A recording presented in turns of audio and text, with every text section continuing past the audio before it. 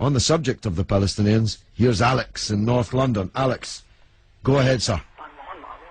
Hi George, I'm calling from North London. I've been listening to you for 3 months now. Okay. Never had the chance to speak to you. Okay. But I was just calling on. I was listening to you a couple of nights ago, and you were talking to these people, and they were saying that Israel, the Jews, did not have the right to gain Israel from the Palestinians. And I was just saying, throughout history, the Jews have been persecuted, obviously from the Holocaust, and we were granted Israel as a result of this. And I feel that granted by whom? We were granted from Britain and other countries. Granted us that. Well, what right did Britain have to grant you somebody else's country? Well, it's due because we lost 6 million people. No. I'm not arguing about that. I'm going to come on to that. But what right did Britain have to grant you somebody else's country? We had the right because we lost 6 million people and we did not have a home. Well, I'm going to ask you for a third time. What right did Britain have to grant you somebody else's country? Well, they didn't. Well, they were giving us the right because it was they were basically gave us because of the. But they gave you somebody else's country. That's the point I'm making, Alex. Can you deal with it? Yeah, but the Jews have also had to. They've dealt with this throughout history. Well, Alex, I don't know if you came on with a script and you can't deviate from it. Can you please answer that point? And we'll come to the Holocaust and who was responsible for it and who should have paid and what they should have paid for it. But given that you've said Britain granted you, and you're presumably saying you because you're Jewish, somebody else's country, I'm asking you, what right did Britain have to grant you somebody else's country?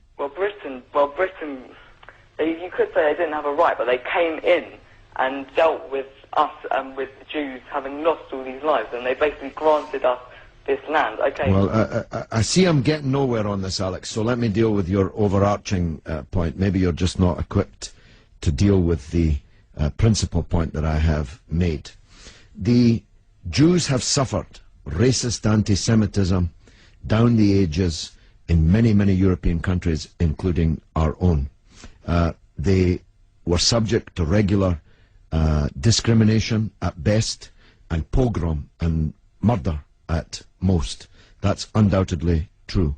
The one place in the entire world that Jews were neither discriminated against nor subject to pogrom was the Muslim world. In fact, so much was that the case that when Christianity came back to power in Spain, in Andalusia, in the western extent of the Islamic Empire, when the Muslims left, the Jews left with them because they feared the Christian anti-Semitism which would be unleashed in the wake of the departure of the Islamic civilization in the West.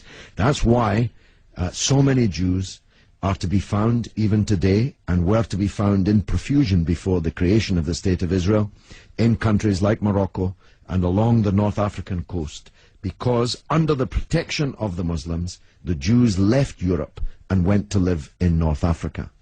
The Palestine that was wiped off the map when Britain granted you somebody else's country had Jews living side by side with Christians and Muslims for century upon century without the slightest trace of discrimination or violence or pogrom. So, what's happened is that Christian anti-Semitism in Europe, which massacred 6 million Jews in the greatest crime in human history, was paid for not by the Christian countries of Europe that either practiced or turned a blind eye to that anti-Semitism, but was paid by the very people who were completely innocent of that Holocaust, who had never persecuted the Jews, who had never pogromed the Jews.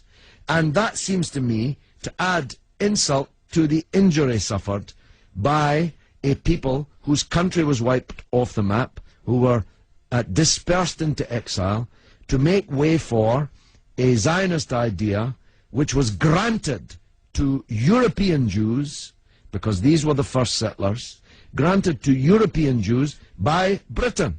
And as you have singularly failed, 4 times I asked you, to acknowledge that Britain had no right to give away somebody else's country, one country giving to a second people, the land that actually belonged to a third people, it seems to me an all-round injustice, don't you think, Alex? Yeah, I agree that they didn't so much have the right, but they were stepping in after the Holocaust to grant it to the Jews. But it was long before the Holocaust that Britain stepped in. Britain stepped in 1917 with the Balfour Declaration made by the British Minister Balfour on our behalf to a group of atheistic Zionist Jews. I make the point about atheism because it's now claimed that this is some biblical land right, as if God was an estate agent. The men to whom Israel was promised were atheistic Jews. They were not only not speaking for all Jews, they represented at that time in 1917 a tiny proportion of the world's Jews. Most of the world's Jews supported communist or socialist parties and ideas at that time. The Zionists represented a tiny sliver of Jewish opinion at that time. Yet Balfour promised them the land which belonged to a third people, without consulting either the British or the world's Jews, and least of all, consulting the Palestinians. Okay, well, thanks very much for talking. Okay, Alex, thanks for listening, my friend.